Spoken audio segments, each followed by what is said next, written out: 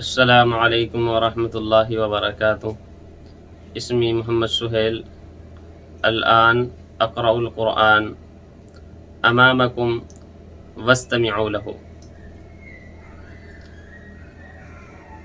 أعوذ بالله من الشيطان الرجيم.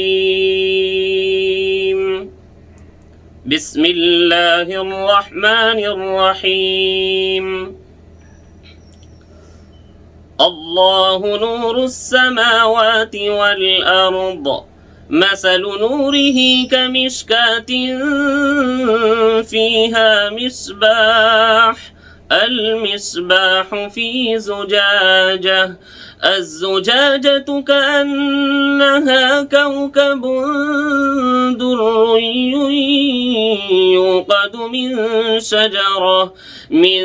شجرة مباركة زيتونة لا شرقية ولا غربية، يكاد زيتها يضيء ولو لم تمسسه نار، نور على نور، يهدي الله لنوره من يشاء ويضرب الله الأمثال للناس، والله بكل شيء عليم.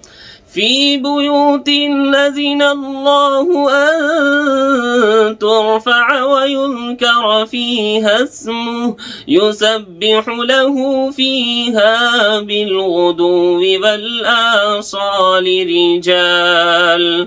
رجال لا تلهيهم تجارة ولا بيع عن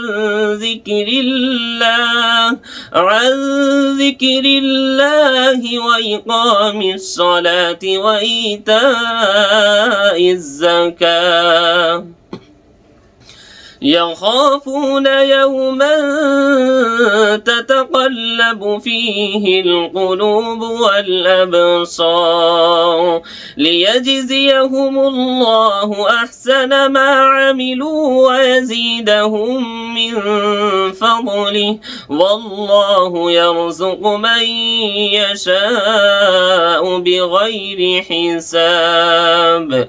والذين كفروا أعمالهم كسراب بقيعة يحسبه الظمآن ماء حتى إذا جاءه لم يجده شيئا ووجد الله عنده فوفاه حسابه، والله سريع الحساب.